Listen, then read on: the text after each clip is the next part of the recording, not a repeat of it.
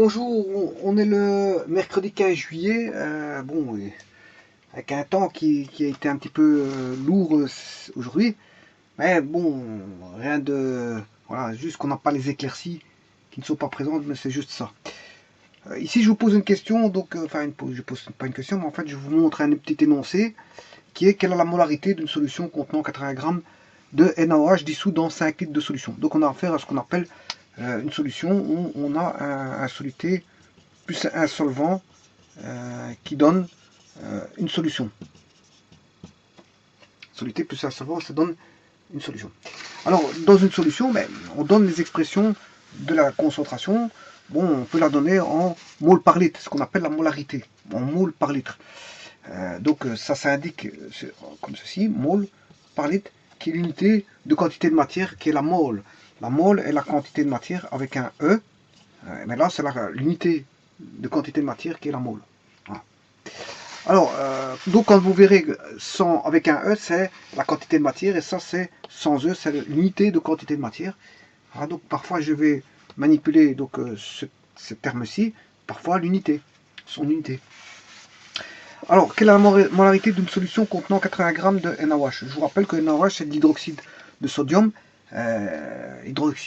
qui est en solution, bien sûr, capteur de H+, d'ion H+, et donc il est en solution une base. En solution, il est une base. Parce qu'en dehors d'une solution, on ne peut pas l'exprimer en tant que base, parce que bon, il capte rien du tout. Voilà, mais quand on le met en solution, il capte des H+. Et là, il répond à la définition de Brownstedt-Lowry, capter des H+, mais c'est justement la définition d'une base. Alors, on a une solution avec le soluté de solvant, donc liquide, hein, on n'est pas dans les solides, on est dans les liquides. On a du NaOH, et donc on va mettre 80 grammes. Alors, la solution, là on a 5 litres. On a 5 litres de solution. Donc les 5 litres, c'est le soluté plus solvant. Généralement, le solvant, c'est de l'eau. Pas toujours, mais on a assez souvent, c'est de l'eau. Donc ici, on a mélangé ici le NaOH avec de l'eau. Avec de l'eau. Eh bien, le tout, c'est de savoir combien de moles on a dans 5 litres. Voilà. Si on sait combien de moles qu'on a dans 5 litres, on va exprimer sur une base d'1 litre. Parce que la concentration, c'est sur une base d'1 litre. Donc on aura le nombre de moles dans 1 litre. C'est pas l'unité que j'utilise ici, hein, c'est le nombre de moles. Voilà. Donc ça, c'est ce qu'on appelle la molarité qui va s'exprimer avec un grand M. Un grand M. Donc voilà, ça, faisons nos calculs. On sait bien qu'on a on a 80 grammes. Bon. Déjà, 80 grammes, c'est combien de moles de NaOH? J'en sais pas plus. Il faut calculer ce qu'on appelle avoir une base qui est la masse molaire. La masse molaire du NaOH, le Na est composé le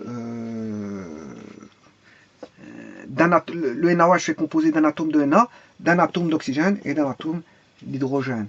Bon, maintenant ça c'est pour un atome. Maintenant voyons pour une mole. La mole c'est 6,02 fois 10 exposant 23 particules.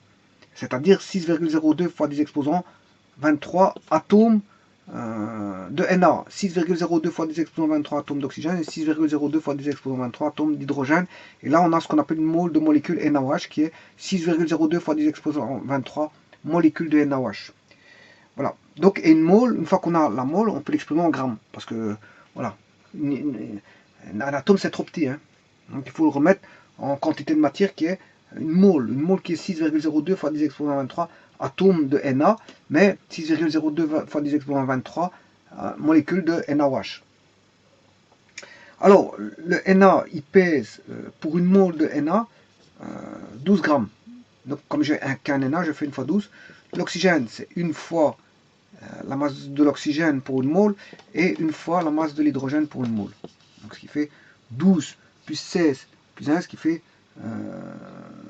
on a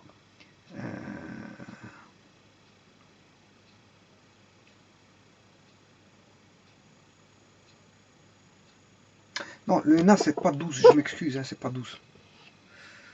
Le Na c'est pas 12. Hein. Je confonds avec le carbone. C'est le carbone qui fait 12. Le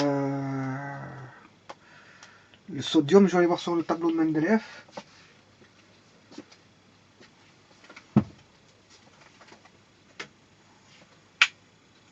Le sodium il fait plus, hein, parce qu'en fait le carbone, si on regarde bien, le sodium il est plus bas que le carbone, donc en fait on a des couches en plus.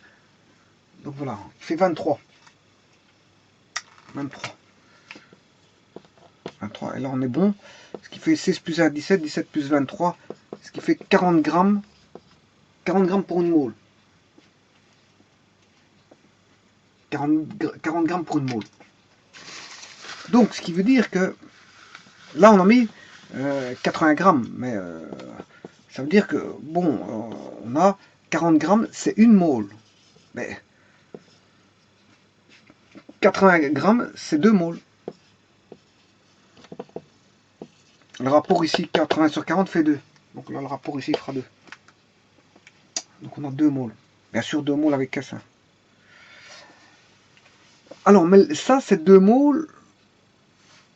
2 moles, on a 2 moles dans 5 litres.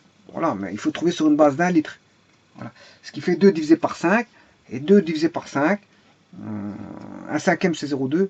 Donc, fois 2, ce qui fait 0,4. Et là, je mets l'unité, hein, je mets l'unité, mole par litre, ce qui fait, elle est 0,4 molaire. 0,4 molaire. Donc, ce qui veut dire qu'en d'autres termes, on a 80 grammes de soluté qui est de la soude caustique qu'on appelle de l'hydroxyde de sodium, l'NaOH étant appelé aussi sous un autre nom, la soude caustique, bon, qui est une base forte, qu'on dilue, enfin qu'on met en solution, mais dans 5 litres. On met dans 5 litres. Voilà. Donc quelque part, c'est qu'on a une espèce de forme de concentration. Hein. Ça donne une forme de l'expression de la concentration. 0,4 molaire, ça veut dire qu'on a un nombre de moles bien défini pour 1 litre. Sachant qu'on a 80 grammes, on sait trouver la concentration en moles par litre. Donc c'est une concentration, c'est une expression de concentration en moles par litre, qu'on appelle la molarité. Voilà, donc en fait, on a dissous combien 80 grammes de NaOH dans un solvant qui est probablement ici de l'eau, dans un volume de 5 litres de solution. Et donc on a une forme de la concentration qui est 0,4 mol dans un litre, c'est-à-dire 0,4 molaire. Et donc sur ça, si je mets dans 10 litres, on s'est trouvé voilà, la concentration aussi. Voilà. Voilà, si on connaît les 0,4 molaires pour 5 litres, si ça doit être 0,4 pour garder le 0,4 molaire, si je le mets dans 10 litres, mais il faut respecter voilà, le nombre de moles dans 10 litres. Mais, donc dans 10 litres, on fera x2, donc on aura, si on a 0,4 moles dans 1 litre, mais dans 5 litres, on aura 2, mais dans 10 litres, on aura 4 moles. On aura 4 moles dans 10 litres. Et c'est ça que ça veut dire, hein. 0,4 molaire, on aura 4 moles dans 10 litres. Hein. On aura 4 moles dans 10 litres. 0,4 c'est 4 moles dans 10 litres.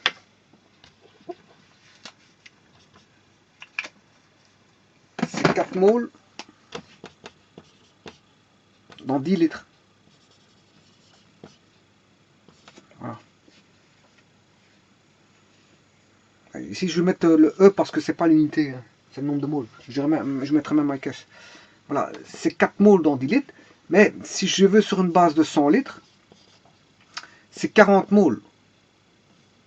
Alors, 40 moles sur une base de 100 litres. Donc je peux le mettre sur une base de 10 litres, sur 100 litres ou de 1 litre. Donc c'est 0,4 moles voilà, par litre. Ça fait 4. Ce qui fait 0,4 moles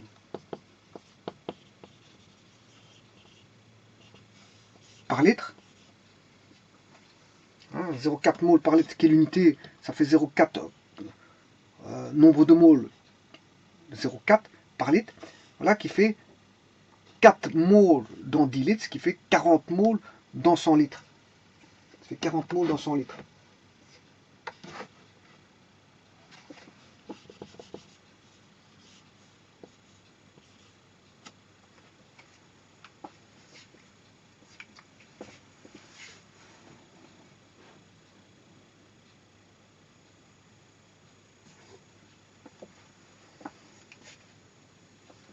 Voilà, donc on peut exprimer l'expression de la concentration sur une base de 100 litres. Hein.